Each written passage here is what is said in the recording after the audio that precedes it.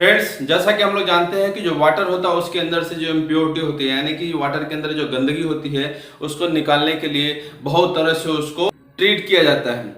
तो उसी में एक आता है जो मेम्ब्रेन के द्वारा वाटर की जो इम्प्योरिटी होती है उसको कैसे रिमूव किया जाए। तो आज वही हम लोग जानेंगे कि मेम्ब्रेन क्या होती है, कितने तरह की मेम्ब्रेन होती है, मेम्ब्रेन का क्लासिफिकेशन कैसे होता है। तो आज का जो मेम्ब्रेन का जो क्लासिफिकेशन है उसके माइक्रोन साइज के ऊपर डिपेंड है कि मेम्ब्रेन का माइक्रोन साइज कितना है, तो उसको कौन सी मेम्ब्रेन की कैटेगरी में रखा जाता है। ठीक है, कौन से मेम्ब्रेन से कौन सी इम्प्योरिटी ट्रैप होती है ये भी जानेंगे। तो ये सब जानने के लिए आप इस सेशन के लास्ट तक बने रहिए, तो आपको पूरा समझ में आएगा कि इतने तरह के मेम्ब्रेन यूज क्यों किए जाते हैं। जैसा कि आप डोमेस्टिक आरओ में भी देखते होंगे, और अगर आप इंडस्ट्री में वर्क करते होंगे तो आपको इंडस्ट्री में भी समझ आएगा कि वहां पर देखते होंगे कि कभी nano filter, micro filter, UF RO, इतने तरह के जो मेम्ब्रेन वाले और जो टेक्नोलॉजी लगाई गई होती है, तो क्यों लगाई जाती है। ठीक है, तो ये सब जानने के लिए आप इस सेशन के लास्ट तक बने रहिए। तो आइए स्टार्ट करते हैं आज का सेशन और समझते हैं मेम्ब्रेन को पूरे डिटेल्स।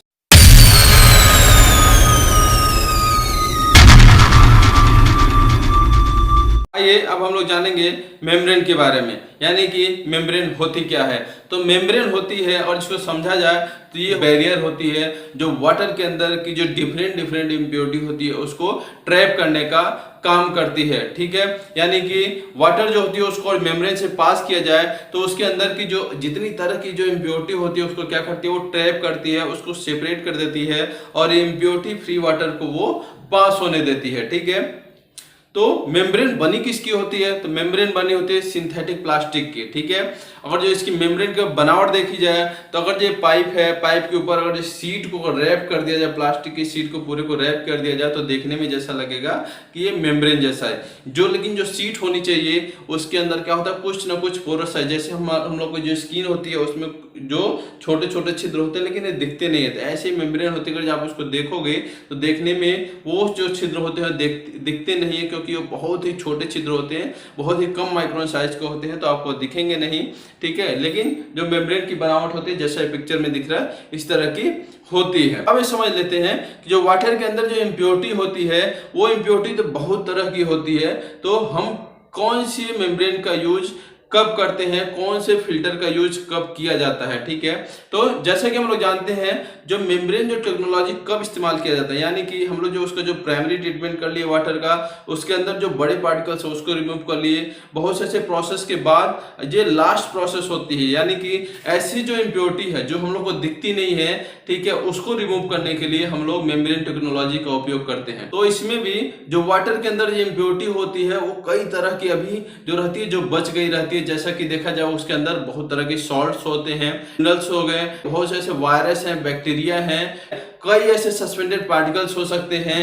ठीक है, जो अभी भी वाटर के अंदर है लेकिन हम लोग को क्या करते हैं वो दिखाई नहीं देते हैं। तो जो जितनी भी तरह की इम्प्योरिटी होती है वाटर के अंदर, वो उनकी जो साइज होती है वो अलग अलग होती है। तो उनको जो ट्रैप करने का, उनको यानी कि वाटर के अंदर से रिमूव करने के लिए जो मेम्ब्रेन है वो भी अलग अलग तरह का इस्तेमाल किया जाता है। इसलिए अगर आप इंडस्ट्री में देखते होंगे तो कई तरह के वहां पर फिल्ट्रेशन प्रोसेस का यूज किया जाता है जो मेम्ब्रेन टेक्नोलॉजी के ऊपर बेस्ड होती है। तो वही मैं बताऊंगा कि क्लासिफिकेशन ऑफ मेम्ब्रेन, ठीक है, कि मेम्ब्रेन होती कितनी तरह के हैं। तो इसमें अगर देखा जाए तो आप देखते होंगे कि सबसे पहले अगर जो वाटर है तो उसको क्या करते हैं, माइक्रो फिल्टर से पास कराते हैं। ठीक है, यानी कि फिल्ट्रेशन जो प्रोसेस होता है माइक्रो फिल्ट्रेशन, ठीक है, उसके बाद होती है अल्ट्रा फिल्ट्रेशन, ठीक है, उसके बाद होती है नैनो फिल्ट्रेशन, और उसके बाद होती है लास्ट में आरओ। ठीक है, यानी कि रिवर्स ऑस्मोसिस प्रोसेस। ठीक है, तो अब हम लोग ये जान लेते हैं कि जो माइक्रो फिल्ट्रेशन होती है उसके अंदर की जो मेम्ब्रेन होती है वो कितने माइक्रोन की होती है।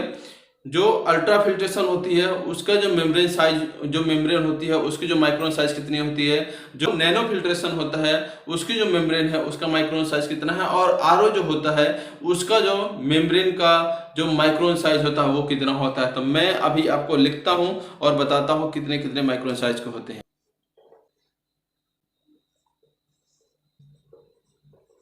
जितने तरह की जो फिल्ट्रेशन प्रोसेस होती है लिख दिया, जो मेम्ब्रेन बेस्ड होती हैं इसमें से सभी हैं जो माइक्रो फिल्ट्रेशन है, अल्ट्रा फिल्ट्रेशन है, नैनो फिल्ट्रेशन और रिवर्स ऑस्मोसिस प्रोसेस है। ठीक है, तो अब ये जान लेते हैं कि इसके अंदर जो मेम्ब्रेन होती है उसका जो पोरस साइज है वो कितने साइज का होता है। तो सबसे पहले और आपको याद करना है तो आप देख लीजिएगा, ठीक है, कि कैसे इसको याद करते हैं। सबसे पहले माइक्रो, अल्ट्रा, नैनो और रिवर्स ऑस्मोसिस। तो सबसे पहले जो फिल्टर जो आता है वो माइक्रो फिल्ट्रेशन। ठीक है, तो इसका जो मेम्ब्रेन का जो पोरस साइज होता है वो 0.1 माइक्रोन का होता है। ठीक है, वो 0.1 माइक्रोन का होता है। इसके बाद जो आता है अल्ट्रा फिल्ट्रेशन, इसका जो माइक्रोन साइज होता है वो होता है 0.01 माइक्रोन का होता है।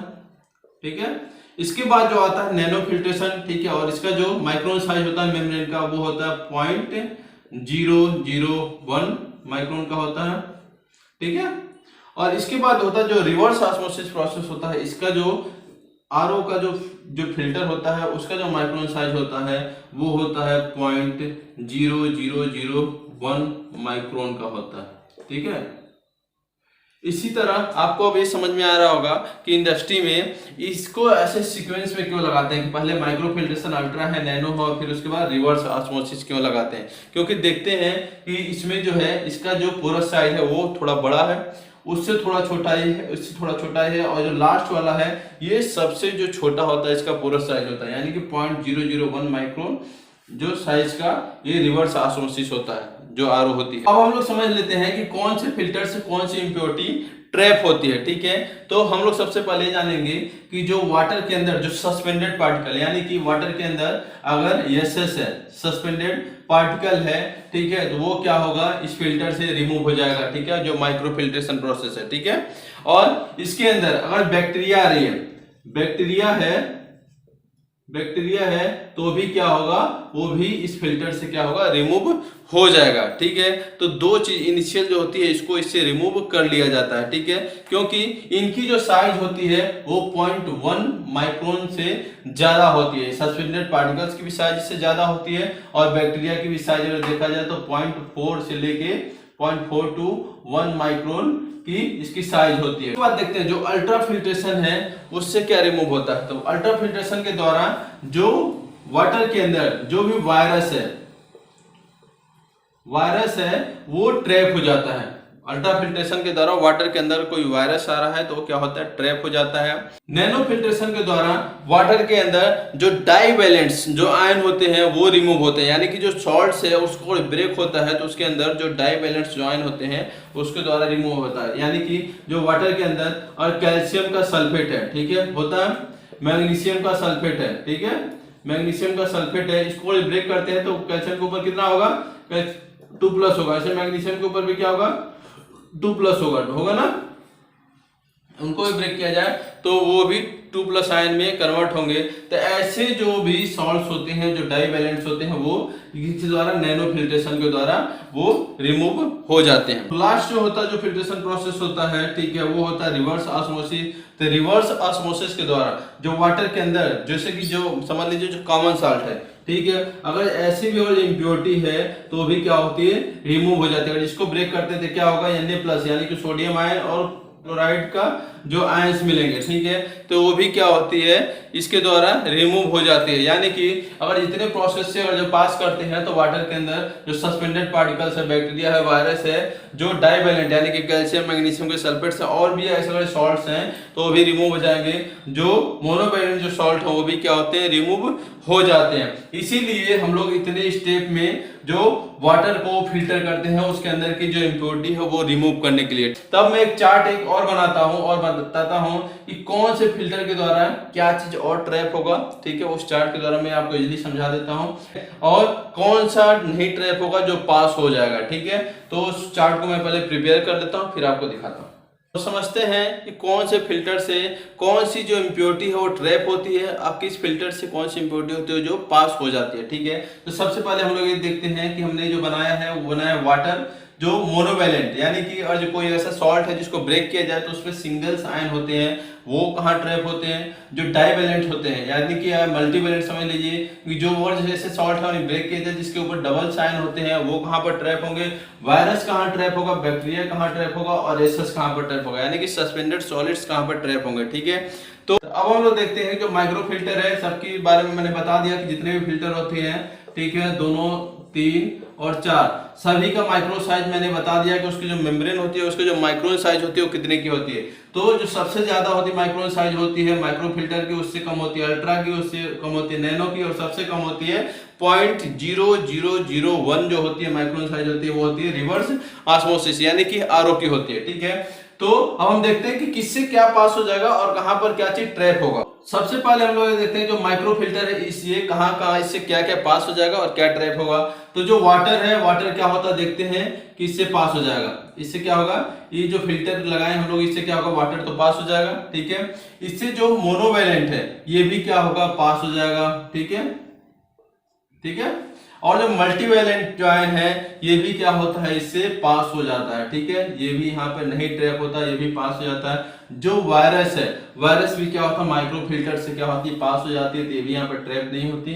ठीक है, और यहाँ पर जो ट्रैप होती है वो होती है बैक्टीरिया। ठीक है, इसके पहले वाली शीट में हमने आपको बता दिया था जो बैक्टीरिया होती है यहाँ पे ट्रैप होती है। और जो सस्पेंडेड सॉलिड है अगर वाटर के अंदर तो भी क्या होगा, जो माइक्रो फिल्टर के द्वारा वो ट्रैप हो जाता है। यानी कि अब हम लोग को समझ में आ गया, और जब हम लोग माइक्रो फिल्टर यूज कर रहे हैं तो उसके द्वारा क्या केवल रिमूव होगा, केवल बैक्टीरिया रिमूव होगा, और जो वाटर के अंदर सस्पेंडेड सॉलिड है वो रिमूव होगा। ठीक है, तो इसका यूज समझ में आ गया। इसके बाद आप देखते हैं जो अल्ट्रा यानी कि जो यूएफ का इस्तेमाल करते हैं तो उससे क्या ट्रैप होगा।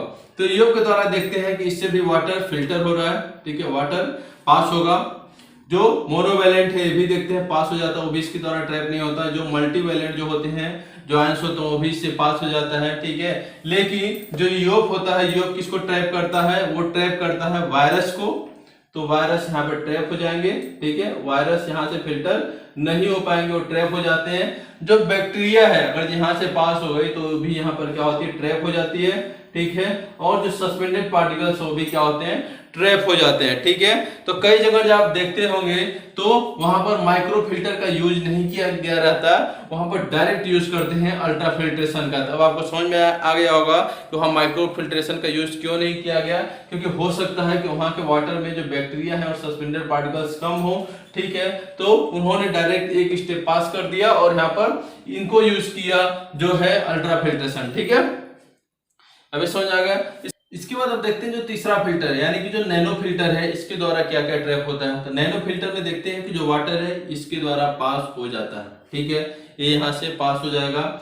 जो मोनोवैलेंट्स जो आयन है वो भी इसके द्वारा पास हो जाता है। ठीक है, इसके बाद जो मल्टीवैलेंट्स जो आयन है वो देखते हैं कि नैनो फिल्टर में क्या होता है, कुछ तो ट्रैप होते हैं लेकिन कुछ जो पार्शियल जो पार्ट होता है वो क्या होता है, इसके द्वारा पास हो जाता है। यानी कि अगर समझा जाए मोटी मोटा तो इसके द्वारा जो अगर समझे तो ये कुछ पार्ट क्या होती है इनका जो यहाँ पर जो ट्रैप हो जाते हैं, लेकिन कुछ पार्शियल ठीक है वो क्या करते हैं, वो यहाँ से क्या होते हैं, पास हो जाते हैं। ठीक है, वो यहाँ से पास हो जाते हैं। ठीक है, अब समझ लेते हैं। अगर एक रेशियो समझा जाए तो लगभग 90% जो होता है हिस्सा होता है वो यहाँ पे ट्रैप हो जाता है, और 10% जो होता है वो क्या होता है, वो पास हो जाता है। ठीक है, समझ गए।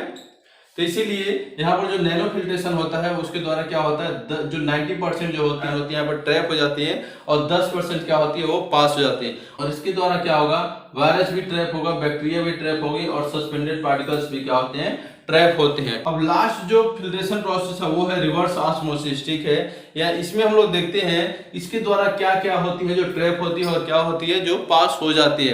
तो रिवर्स ऑस्मोसिस में हम लोग देखते हैं कि केवल क्या होती है, केवल वाटर ही पास हो जाती है। ठीक है, और इसके द्वारा जो मोनोवैलेंट आयन है वो भी यहाँ पर क्या होती है, ट्रैप हो जाती है। जो मल्टीवैलेंट आयन होती है, और ये मान लीजिए 10% जो रिलीज होकर आ रही है वो भी यहाँ से ट्रैप हो जाती है। जो वायरस भी ट्रैप हो जाते हैं, बैक्टीरिया भी ट्रैप हो जाती है, और जो सस्पेंडेड पार्टिकल्स है वाटर के अंदर वो भी यहाँ पर ट्रैप हो जाते हैं। तो अब आपको समझ में आ गया होगा कि इतने फिल्ट्रेशन प्रोसेस क्यों लगाए जाते हैं। ठीक है, हम लोग डायरेक्ट ऐसा क्यों नहीं है कि रिवर्स ऑस्मोसिस, क्योंकि जो रिवर्स ऑस्मोसिस प्रोसेस है इसमें जो मेम्ब्रेन साइज, जो मेम्ब्रेन का जो पोरस साइज है बहुत ही कम होता है। अगर जिसको हम लोग डायरेक्ट मतलब इसको ना यूज करें, इसको ना यूज करें तो जो मेम्ब्रेन है वो बहुत जल्दी क्या होगी, चोक होगी। क्योंकि अगर ये मेम्ब्रेन पे क्या होगा, जो बड़े बड़े अगर पार्टिकल साइज आएंगे, यानी कि वायरस भी आएगा, बैक्टीरिया भी आएगा, एसएस भी आएगा, ठीक है। और मल्टीवैलेंट्स भी सब आएंगे तो मेम्ब्रेन के ऊपर लोड ज़्यादा पड़ेगा और मेम्ब्रेन की जो लाइफ होगी एक तो वो कम हो जाएगी और जो फिल्ट्रेशन जो साइकिल है वो भी कम हो जाएगी, यानी कि मेम्ब्रेन जो होगी बहुत जल्दी क्या होगी, वो चोक होगी। तो इसीलिए क्या करते हैं, रिवर्स ऑस्मोसिस से पहले क्या करते हैं, ये स्टेप लेते हैं। यानी कि कई बार देखते होंगे आप तो अल्ट्रा फिल्ट्रेशन के बाद ही आरओ लगा दिया जाता है, ठीक है। कई जगह क्या होता है सभी स्टेप्स लगे होते हैं, कई जगह इन तीनों को लगाया जाता है। वो डिपेंड करता है कि आपकी जो वाटर की क्वालिटी है वो क्या होता है, ठीक है। तो आशा करते हैं आज का जो सेशन आपको समझ में आया होगा कि मेम्ब्रेन क्या होता है और उसका टाइप्स क्या होते हैं, उसके क्लासिफिकेशन क्यों करते हैं, कितने तरह की जो होती हैं वो मेम्ब्रेन होती है और कौन कौन सा फिल्ट्रेशन प्रोसेस होता है और इससे क्या क्या ट्रैप होता है, ठीक है। तो अगर ये सेशन आपको अच्छा लगा हो तो आप हमारे चैनल को लाइक शेयर और सब्सक्राइब करिए। धन्यवाद दोस्तों, और बेल आइकन को बजाना मत भूलिए, क्योंकि जैसे ही कोई नया अपडेट या नई वीडियो आएगी तो सबसे पहले आपके पास पहुंचेगी। तो धन्यवाद दोस्तों, आप ऐसे ही हमारे चैनल से जुड़े रहें और जो एजुकेशनल वीडियो देखते रहिए।